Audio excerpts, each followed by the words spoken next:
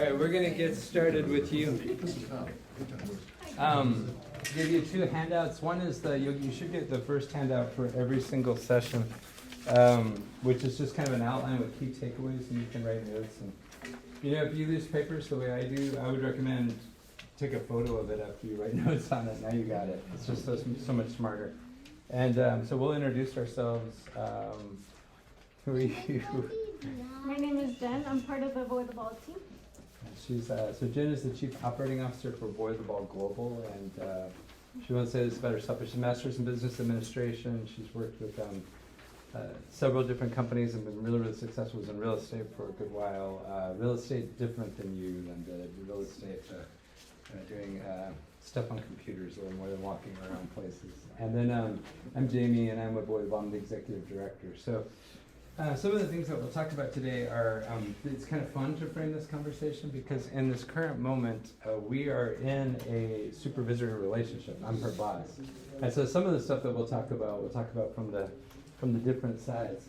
Hello, ma'am. My name's Jamie. Hi, so some of what's kind of fun is we're a laboratory. So some of the stuff we'll talk about, you can ask questions of is that really working or is it not working? And that's a really good question because I would say to you also that a lot of what you'll hear does come out of the work we do at Avoid the Ball, but a lot more of what you'll hear comes out of just the kingdom, of course, But a lot of these things I actually learned in managing young people in stores in the mall. I worked with American Eagle for a long time. It helped us expand in the San Antonio market. So some of this is just management. And what we do know for sure is that all of us have experience in these things. So I know that there's quite a few of you guys that could be up here sharing. But hey, we're the ones that are leading the workshop. No, just kidding. So what we will do is we will try to engage everybody as we go. So I'm going to read the three key takeaways. Then we'll go into them and kind of talk back and forth and then kind of engage you guys. At any moment, if you guys want to ask a question or if you just want to make a comment, just raise your hand. And if we're in a flow of something, I may say, okay, 3 minutes. But apart from that, we'll make it a conversation. So these are the three big takeaways.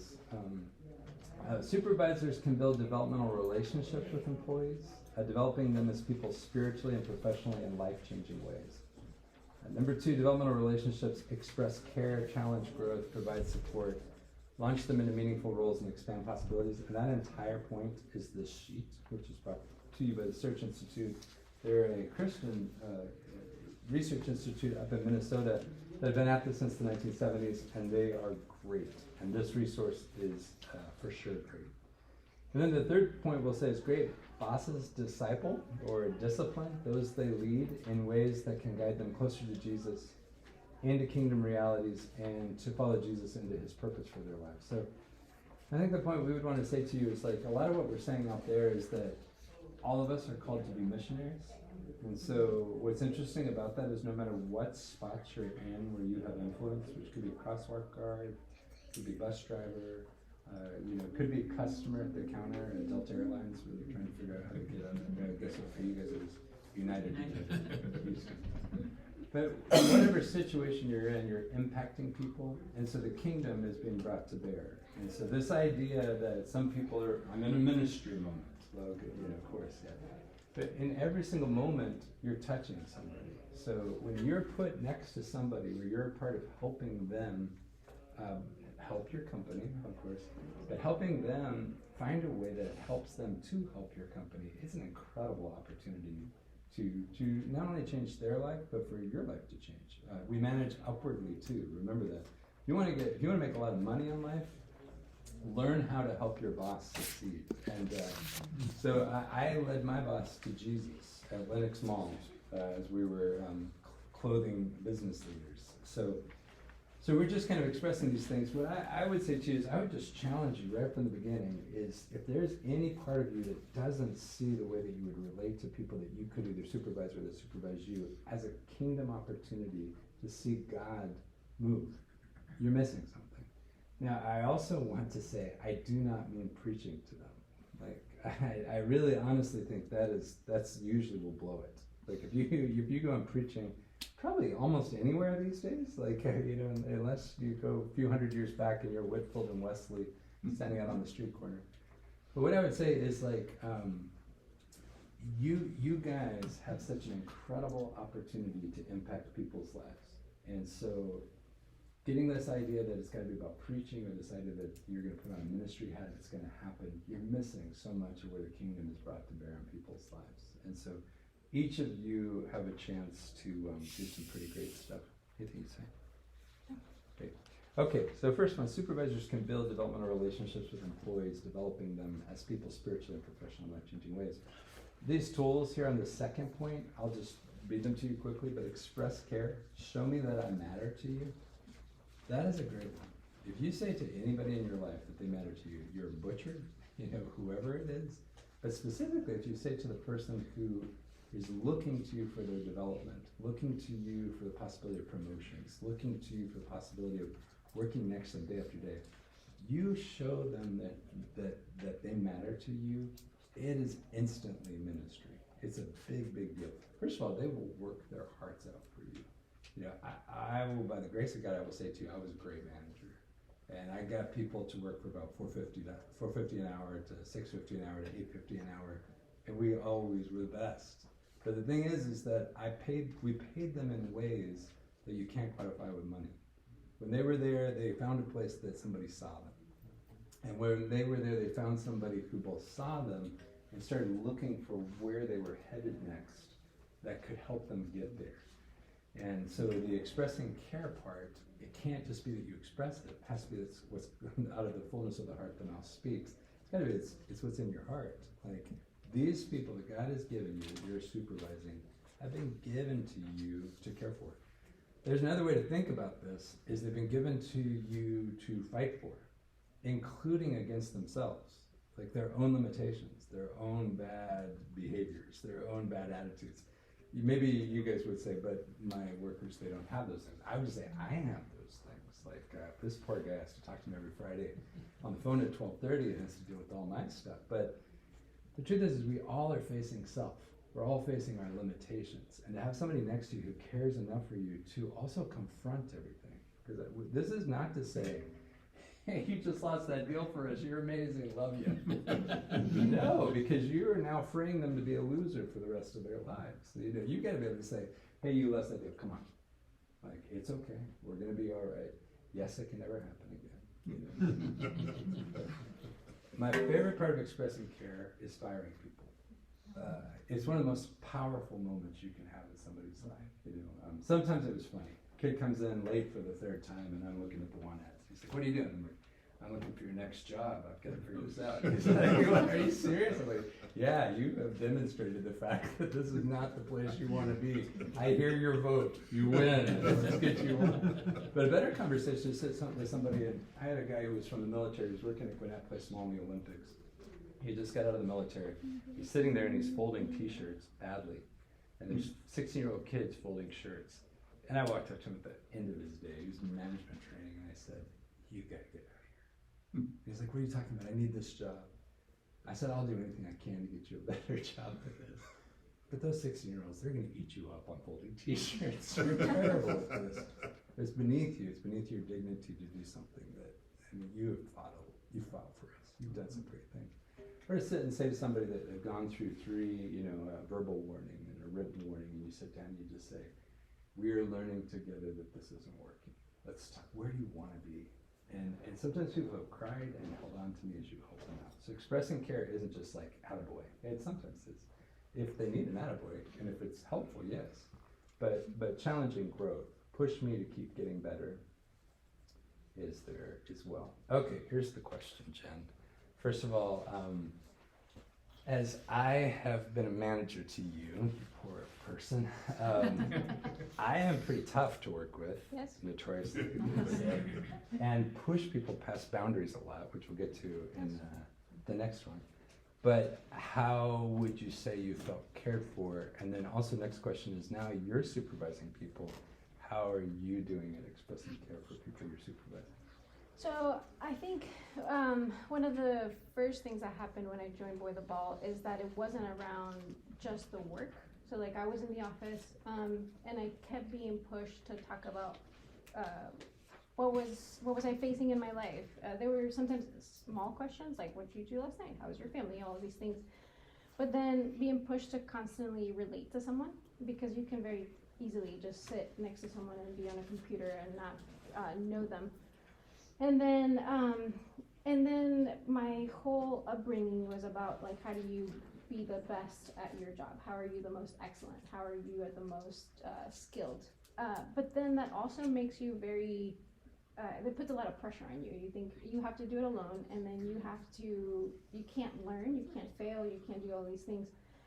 So then when I started working with Boy the Ball, the first thing was pushing me to do something that was bigger than my talents, and it freaked me out at first. I was like, oh God, like, why didn't you lead a workshop with me?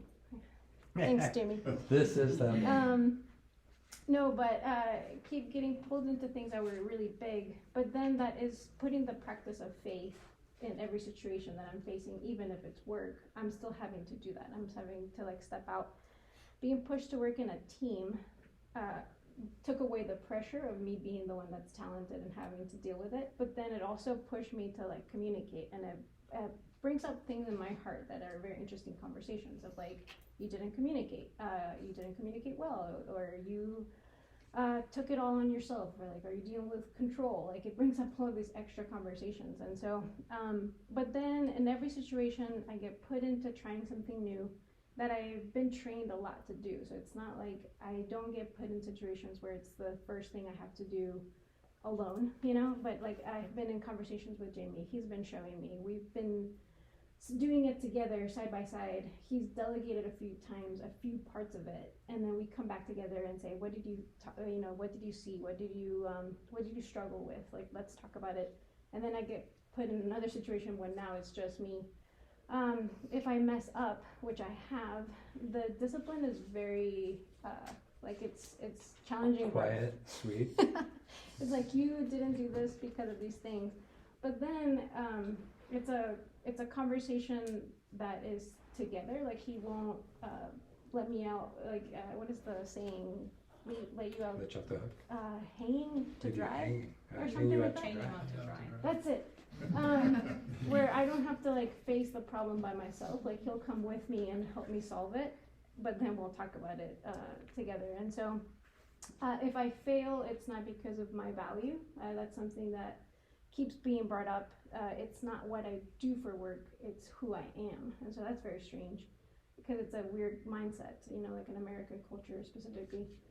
And then if I mess up, then it doesn't affect who I am as a person. It's like more like, okay, I could still learn. So there's some things. And then as I turn and supervise people, it's interesting because you could very easily think that supervising people takes you away from your job. You know, you have to work so much harder to manage them and also doing your work. But then making sure that it's not just about you accomplishing a list, but turning and seeing that's a real life person who is facing things and asking questions. And I'm starting to learn, how do you see how someone is talented at some things and then pushing them towards that. And then how do you challenge growth? That one, it's tricky because it takes being able to read someone and what exactly are their good parts and what are the things that they need more development in. And so I actually have a question for you, which is like, how do you see that in someone? You're so good at seeing someone's talent. So when I'll answer that question, one thing to think about is you could say, because she said she's a believer, that this would only work for believers. I totally disagree with you. I honestly believe that on the sales floor of American Eagle, I taught a 16-year-old atheist how to be sensitive to the Holy Spirit. So when they walk up to the rack of clothing and you're showing it to them, do they cross their arms and pull back? Do they open themselves and push forward? Now, you could say, is that the Holy Spirit, or I was the son of an alcoholic father? You learn how to read the room pretty well as well. But what you're teaching people is to watch everything that's happening. And so these things, they're kingdom realities. So some of the exact same things that she said that would resonate in her because she's reading the Bible every morning and she's growing in a church, and because she has a personal faith in Christ, they're still in people. You can still say those same things to people. You can't quote the verse. You can't always say, well, the Lord says this. You can just say, hey, I have found in my work this. And so what are your thoughts? And so That actually is very, very powerful, and we've had several people meet Jesus just because they've started to learn and thrive in so many kingdom realities that you've whet their appetite for those things. So that's the first one. The other thing about expressing care before I get to your question is, if you have rough operations in your company, if you haven't thought through your systems and it's hard to work for you, you can pat them on the back and kiss them all you want, but they're going to know you don't care about them. So if it's hard to work for you, if you haven't thought through your systems, if you haven't really simplified things, if you make it hard to work for you, there's no way you can overcome it, but it takes so much effort. There's a really good book, I'm missing her last name right now, but it's called The Good Job Strategy out of MIT. There's a whole institute there, but they talk about simplifying clear operations is one of the best things you can do to invest in employees. So if you're going to care, you've really got to make sure that you take care of those pieces. But clear operations, and the second thing what you said is that the training, making sure that you create a job that's doable. The clear operations, I'll give you a quick idea. At Publix, they sell like 15 jams and jellies, 30 jams and jellies. They change the price every other day. But at Whole Foods, Trader Joe's. They only carry like 3, and they never change the prices. Where do you want to work? You know, right? So those are the kind of things to think about. Just because you're some savant-like leader, who's changing everything for these peons every day, and they're so lucky to work with you, they're not. They're not lucky to work with you. If I get a hold of them, I'll try to get them to leave you, because that's terrible. So part of expressing care is think through your business, make sure that it's effective. And then second of all, once you've thought through the business, standardize a little bit of a person's position so that they can earn right and grow. And then as they grow and they kind of master things, then kind of empower them to kind of have some autonomy. I don't mean full autonomy, but some ability to be creative and stuff like that. So the part of care is to put somebody in a good job where first they get to learn. You don't give a 5-year-old car keys. So don't say, oh, you can just, sometimes we're so idealistic. You can just do anything. You just kind of come in, you tell me what you want to do. That's so cruel. That's like the weight of the world on this poor person trying to figure out how to work your business model that you should know. But then the second piece is once they have mastered these things, what are places they can now grow your business model, and then knowing when that changes. You know, people would say about me that probably my greatest skill set is that I can see what people can be. I can see what's possible. That's like young people like me. I work with young people most of the time. And so that I would say for you guys, whether it's your gifting or not, scan the person and try to figure out what could happen for them. And first of all, ask them, what do they say? The only thing I have to say to you is many people aren't clear on this question, you know. And a lot of people, what they say they want, a lot of times I love to help people get things they say they want. And then of course they don't want it really, but you know, get into that quickly, you know.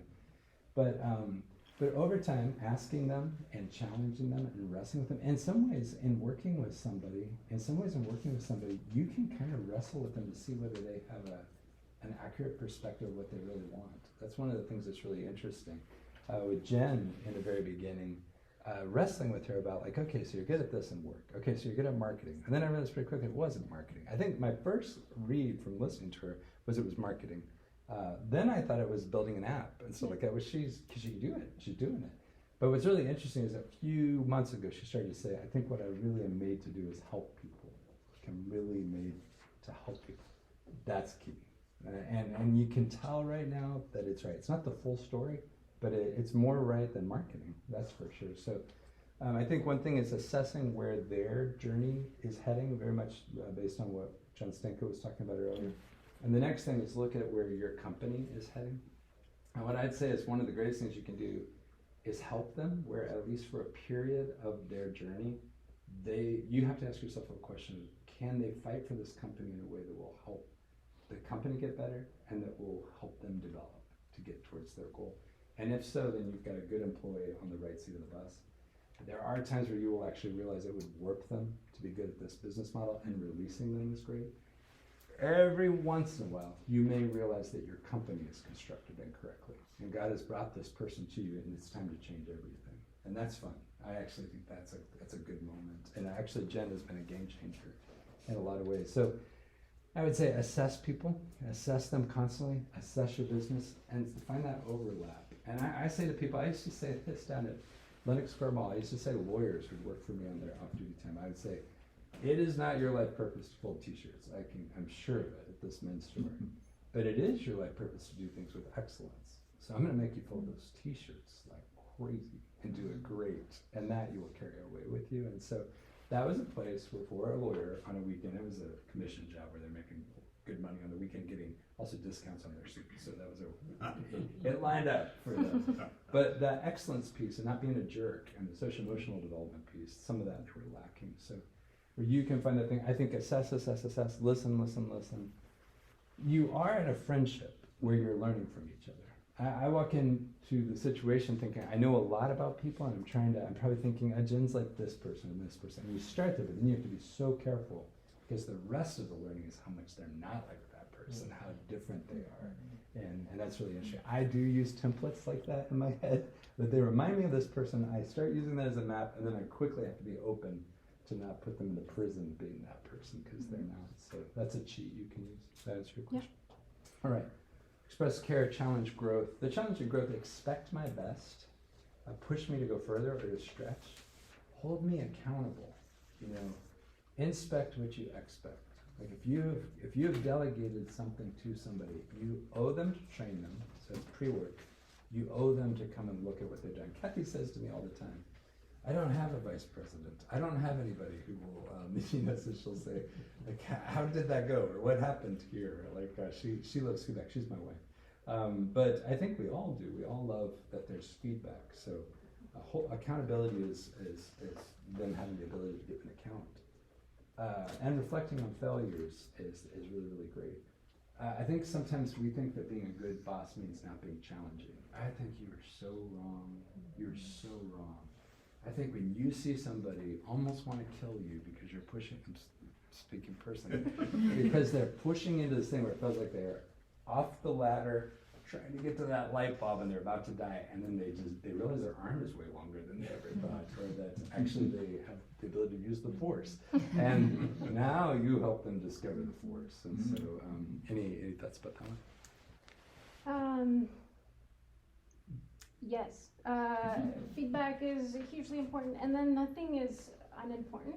So like, of course, you're touching base on like the big projects and everything, but I'm held accountable by every action I take within how I act in the office. Like, you sat down and didn't say anything. What's happening? Like, you sent that email and your tone was off. Like, what was that about?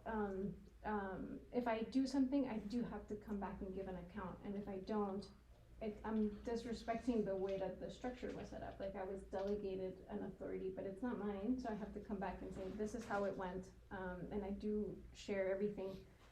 So do you mean micromanage? You're micromanage? No, not at all. But it's, I'm more relationally, everything matters, and then, like, what would be the difference of micromanaging? That's interesting. Yeah, that point is really interesting because you really do want to let people kind of set sail. And a lot of times we only hold people accountable for whether it impacts our job. So did we make money or not make money? But there's these core pieces, like how a person starts their day, or how they're working with a work team, or the one person in the office they relate least to. Why not? Those things are interesting. So I guess the secret is like if it's trying to control or get all over the work, then it's first of all a big waste of money. But micromanaging means you touch every single thing. Yeah. That drives somebody crazy. Yeah. You can get as deep into whatever the thing is that you're going to effectively manage, as long as you're not doing it to every single thing. Yeah, you're looking at root of causes rather than just fruit, like touching the root things to people's hearts. Yes. Anything else? All right, challenge growth. Provide support, help me complete tasks and achieve goals. I used to be leaving a sales floor at 6 p.m. on Saturday night. We needed our top salesperson to close out the night, and we needed them to sell $2,000-3,000. And I would have our top salesperson, and he's only sold $300, and something's wrong. Probably his mom's sick. And so I would go over and start a $700 sell, get it going, and I would hand it to him and say, hey, would you walk this up to the register? Now he's got $1,000 that he's well on his way, he's motivated, and so you can be okay tonight. He's like, I got it now. So any way that you can, you really want to put the pressure on somebody to do it and to be able to do it themselves. But every once in a while, grace coming in is so nice. And then as well as that, being there at times to navigate something with them. Building confidence, that's the really interesting thing, is like some of these things are kind of at odds with each other. If you support and help them, could you take away their sense that they could have done it on their own? And those kind of things are really, really critical to, a lot of that is where I think the Holy Spirit helps you, but you can also watch them. Like sometimes if you do the same thing to support somebody 3 times in a row, the 4th time you realize, okay, it's not working, now it's starting to take away their confidence, so watch them. But provide the support to help them complete tasks and achieve goals. Share power, I don't really love the way they say this, but really what it means is to allow them to be the person. You must decrease, they must increase. Treat me with respect and give me a say. Respect me, include me, collaborate with your lead. Then expand possibilities. That's the most important thing, is like if somebody's become a juggernaut in your business, would you be willing to help them go to another business? There are some moments where their next step can't be you. And like, I think that you're asking for a sacred trust with an employee. If you're saying, I'm asking you to fight next to me for something where we're both fighting together, but I'm gonna fight for you. Like I'm really gonna fight for you. And I'm gonna fight for you beyond to my own hurt. If you can do that, then you get to some pretty great things. Any thoughts? Yeah, the providing support, and I think also celebrating what you want to keep perpetuating. So the feedback part is also celebration of successes. Let's stop for a second and just like hear some thoughts for you guys. The final one is that great bosses will discipline those they lead in ways that can guide them closer to Jesus. This one, it would be real quick. We'll do this in minutes for questions. That's the really interesting thing, is when you're next to, I'll tell you a story. It's a little bit racy, so if this offends you, I'm so sorry. This just happened to me and you can deal with it. But I got hired at a mall when I was about 20, 21. I was a sports writer and a youth pastor and thought that's where I was headed, and the Lord told me to get a job in the mall. And I worked for a guy named Kevin Lilly, who was a good friend, and it turned out to be life-changing for me. But there was a boss there that he worked with young people, and he was a partier. He was drawing all the young people to the nightclubs. And the night the Lord spoke to me to take this part-time job I had in college and to turn as I got married and work there, the night that he said it, I watched this guy being in charge of the store while I was just a part-timer vacuuming, and he was influencing these kids. And I thought, he's hurting them. And I want to be in this field because for at least a little while, because I can help them. So now I'm working with him, and we're on staff together. And he hated me, couldn't stand me. Just, I was out selling him. The Lord was helping me. They would put me up at the front of the store where you couldn't sell, because people would come to the back and connect with the salesperson. But I would just so connect with them that they would say my name when they went to the register. So he was getting madder and madder. He even got transferred away at one point. He came back, and so there was a meeting between me and him and the boss in the back room. And Kevin said, well, Dave, do you want to share what's going wrong? And he said, well, I can't stand Jamie. Like, I can't stand him. He said, he touches the customers, freaks me out. He said, I don't like the way he acts. I don't like his way of being. I can't stand it. And I was 20, 21. I was a jerk. So he said, Jamie, anything from you? And I said, no, not at all. And he said, Jamie, you can leave. And I walked out, and I put my hands on Dave. Dave, it's just so good to have this. I mean, I was a jerk, right? I had him. I could beat him at his job. He was being a jerk. I was a youth pastor who was going to help these young people. He was evil. So we're working a shift together, and he's working back, folding jeans, and I'm up at the front doing the schedule for the next week. And the Lord spoke to me. We weren't talking to each other, and I would never work and not engage a coworker. And the Lord made me turn around and see him, and I could just all of a sudden see him from God's perspective. He wasn't a big bully and a predator and a jerk. He was a hurting guy who was really struggling to figure himself out. So I moved my table back so that we were together, and I said, hey, move your table up, so we were not exposing the front of the store to being to loss from thieves. And I said, hey, I need to apologize to you. Like, I know we've gone at it, we've been competitors on the sales floor, but I've been a jerk. Like, I really have been, and I apologize. I don't apologize for doing well at my job at all, but I do apologize for the way that I've treated you. And he looked up and he started crying, and he said, did you hear? And I was like, what? He said, well, this is my last day. I put in my notice. And he said, my problem is that I'm homosexual, and I knew you were a youth pastor, so I knew you would judge me, so I just never wanted to talk to you. He said, and I'm just spinning. He says, I'm going to get this job. I sat there and I thought about that kid. And I thought, what a jerk. What a jerk, like, I could have known him. I could have fought for him. I could have been his friend and stuff like that. But I wasted the whole thing. So, in that moment, I had a chance to draw him closer to Jesus, even if I didn't get a conversion out of him, but I became a friend of his, and he ate dinner at me in Kathy's house, and we knew him. Like, there's a process of incarnating the gospel where they see it in you. I did not do that to him. There's a process of demonstrating it, where he's facing his life. He doesn't care about my Jesus, but he's facing something, and I just turn to him and say, I know you're not open to this, but you're in such a tough spot. I pray for you. That's what helps me. And then God shows up for him. I never gave that a shot. And then there's a chance to have said some words, and I never gave that a shot. So what's interesting with employees is the moments are so interesting. You want to manage them, honestly, in a very secular way. You want to manage them in a way where you're talking about their performance and their growth. But there are these moments where they will open up, and there are these moments where you will see something, and their hearts will open. And I led my entire management staff to Jesus at my retail store. And it was horrible because now nobody wanted to work Sundays. Like I always thought I wanted Sundays. But God has placed you in these spots, and do you need to lead every person to Jesus? I don't know. What if you create a business that changes the United States of America? That could be what God's called you to be there. But what I would just say to you is that great bosses are touching people next to you in a way that can lead some to Jesus and that can love all of them. And so I think people touch. I think it's about like incarnation too. So I think one of the main points this morning was as you get closer to a creative God, then that creative nature becomes part of who you are. And so when I started with Boy the Ball, I was not necessarily in faith. Like I was walking away pretty dramatically. But being around everybody, it had a culture that was different. And so that could be a company culture that is kingdom. And it's more than the religious things, it's just how everybody acts. And that helped me see him, that brought me back to him.